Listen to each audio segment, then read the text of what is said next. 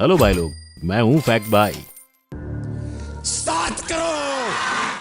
अरे तालियां बजाना बंद करो, क्योंकि अगर आपको भी लगा कि इन्हें ये बड़ा रकम मिल जाएगा तो ऐसा बिल्कुल भी नहीं है। क्योंकि इनको क्या, असल में किसी को भी आज तक ये पूरा पैसा नहीं मिला है। जी हाँ, लगा ना 440 वोल्ट का झटका। अब से हर शुक्रवार मैं आपके लिए लेकर आऊंगा फार्म इजी घर बैठे जीतो जैकपॉट। और ये जो घर बैठे बैठे जैकपॉट जीतने की स्कीम है ना, उसमें जीतने वाला तो मोटी रकम लेकर जाता ही है, पर उससे भी कहीं ज्यादा पैसे तो सामने वाली पार्टी यानी केबीसी की जेब में जाते हैं। लेकिन कैसे? और भाइयों, ये तो कुछ भी नहीं, क्योंकि जहां पूरी दुनिया को लगता है कि केबीसी वाले अपने विनर्स को अमीर बनाते हैं, वहीं मैं ये कहूँ कि केबीसी की जेब से ये करोड़ों रुपए जाते ही नहीं है। इस बड़ी रकम का घाटा तो ओरिजिनली कोई और भुगतता है। लेकिन क्यों? वेल, इन्हीं सब काले सच पर से आज हम पर्दा उठाने जा रहे हैं in our today's video title 5 dark truths behind Kaun Banega Crorepati. Number 1, पैसों का खेल। जैसा कि मैंने आपको बताया था, लोगों को पूरा पैसा कभी नहीं मिलता। उल्टा जितने पैसे आप जीतोगे उतने ही कम पैसे आप प्राप्त करोगे। तो सीन क्या है ना बॉस, जब भी केबीसी में बिग बी अपने हाथों से कंटेस्टेंट को हर लेवल जीतने पर एक चेक थमा देते हैं, वो दरअसल बस दिखावे के लिए होता है। अरे सच्ची बता रहा हूँ, यानी अगर कंटेस्टेंट ये चेक लेकर अपने बैंक में जाएगा ना, तो उसे बैंक वाले 1 रुपया भी नहीं देंगे। लेकिन ये सिर्फ इन चेक्स की बात नहीं है, क्योंकि आजकल तो हम देख सकते हैं कि अमित जी डिजिटली कंटेस्टेंट के बैंक में पैसे डलवा देते हैं। पर ये भी बस दिखावा ही है। मतलब ये सब बस इसलिए किया जाता है क्योंकि इन्होंने एक्सिस बैंक से ढेर सारा पैसा जो लिया है, कहीं से तो प्रमोशन करना ही पड़ेगा, और इसको पूरी तरह से दर्शकों के सामने भी रखा जाता है। पर क्या है ना, इम्पोर्टेंट चीजों पर हमारा ध्यान थोड़ा कम ही पड़ता है। खैर, अब तो सवाल यही उठता है कि भैया पैसा आखिर मिलता कैसे और कैसे ही मिलेगा? जब कंटेस्टेंट पैसे जीतता है ना, तब उसके बैंक में पैसे चैनल के द्वारा क्रेडिट कर दिए जाते हैं। लेकिन ये प्रोसेस में काफी समय लग जाता है। जहां एक विजेता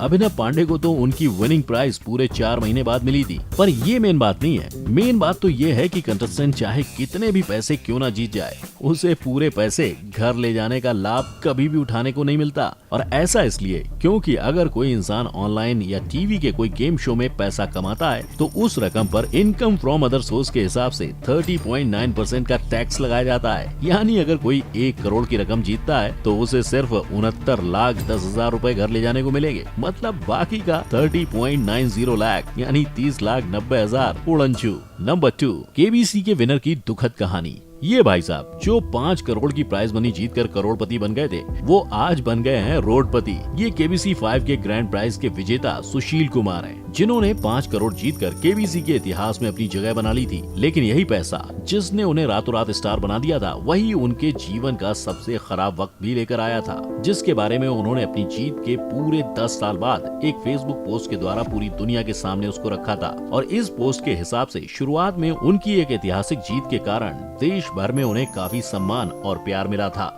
जहां उन्होंने कई सारे इंटरव्यूज भी दिए थे। और तो और उनको लोग इतना पसंद करने लगे थे कि एक ऐसा समय भी आ गया था जहां उन्होंने महीने भर में 50 से ज्यादा शोज भी किए थे। साथ ही में उनकी फेम की वजह से उन्हें मशहूर डांस रियलिटी शो झलक दिखला जा पर भी जाने का मौका मिला था। पर अब जाहिर सी बात है, उन्हें इतना सारा नाम और शोहरत मिल रही थी, तो दूसरी किसी चीज पर कहां इनका दिल बैठने वाला था। तभी तो उनकी जिंदगी से पढ़ाई ने भी टाटा बाय बाय कह दिया था। लेकिन इसके बावजूद उन्होंने अपने प्राइज मनी से बहुत सारे लोगों की मदद भी की थी, जहां उन्होंने कई सारे एनजीओज में डोनेशंस भी किए थे। पर दुर्भाग्यवश उन्हें बाद में इस बात की जानकारी हुई कि उनमें से कई एनजीओज फ्रॉड थे, जिन्होंने सुशील के भोलेपन का फायदा उठाकर उनका सारा पैसा खा लिया था। और इस धोखाधड़ी वाले तनाव के चलते जल्द ही उनकी जिंदगी में दारू और नशे ने घर बना लिया था, जिसकी वजह से उनकी शादीशुदा जिंदगी में भी कई उतार चढ़ाव आ गए थे। लेकिन हद तो तब हो गई जब इस सब के चलते उन्हें अपना घर चलाने के लिए दूध तक बेचना पड़ गया था। पर उन्होंने फिर भी हार नहीं मानी और ये सब उतार चढ़ाव को पार करके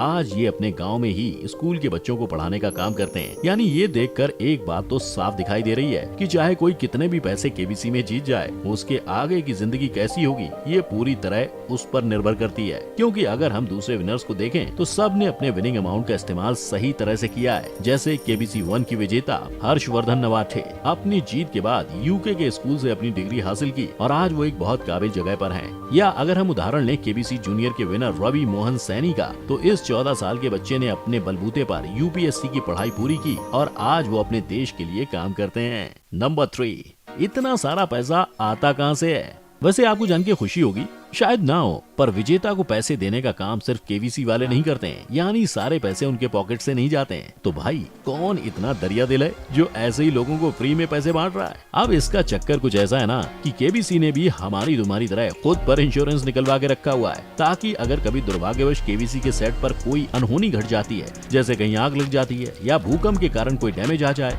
या कभी किसी कारण से अमित जी शूट करने नहीं आ पाते हैं, तो इन सब की वजह से जो खर्चा आएगा वो ये इंश्योरेंस की मदद से कवर किया जा सकता है। अब ये सब तो अच्छी बात है, पर असल बात तो ये है कि केबीसी के प्रोड्यूसर्स ने इंश्योरेंस कंपनी से ये कवर भी लिया हुआ है, जहां अगर कोई कंटेस्टेंट 25 लाख से ऊपर की रकम जीतता है तो ये ऊपर वाला अमाउंट केबीसी के खाते से नहीं कटेगा, बल्कि ये सारा पैसा इंश्योरेंस कंपनी भरेगी। यानी अगर हॉट सीट प्रतियोगी का दिमाग एकदम रापचिक चलता है और वो 7 करोड़ की भारी भरकम रकम जीत जाता है, तो केबीसी को तो सिर्फ 25 लाख भरना पड़ेगा और बाकी के पूरे अमाउंट का भार बेचारे इंश्योरेंस वालों को उठाना पड़ेगा। नंबर 4, बिग बी की कौन सी बात सच है?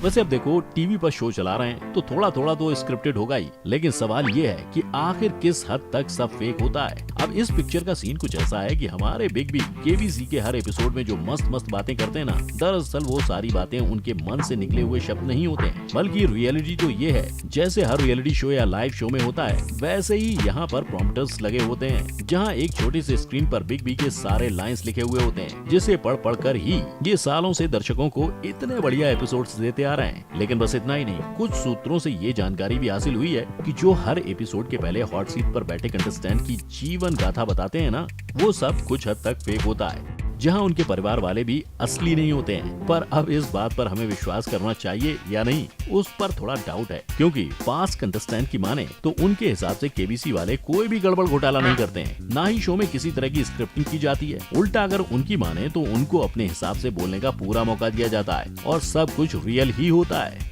और अगर अब बात की जाए जहां अमित जी हर सवाल के बाद वो टॉपिक पर मस्त सा फैक्ट सुनाते हैं, तो यहाँ सीन थोड़ा सा बदल जाता है, क्योंकि इनका कंप्यूटर जी बाकियों के कंप्यूटर स्क्रीन से थोड़ा सा अलग दिखता है। जहां कंटेस्टेंट के स्क्रीन पर बस चल रहा सवाल और ऑप्शंस दिखाई देते हैं, वहीं अमित जी के कंप्यूटर पर सवाल और ऑप्शंस के साथ ही सामने बैठे इंसान की सारी जन्म कुंडली, उसने अभी तक गेम में कितने लाइफलाइंस इस्तेमाल किए हैं, बाकी ऑप्शंस की लिस्ट, और तो और जो सवाल चल रहा है उसके बारे में थोड़ी एक्स्ट्रा इन्फॉर्मेशन होती है, जिसको बाद में अमित जी दर्शकों के सामने रखते हैं। यानी एक बात तो क्लियर है कि भले ही इस शो में थोड़ी बहुत स्क्रिप्टिंग चल जाती है, पर बड़े पिक्चर में देखें तो शो काफी रियल ही है।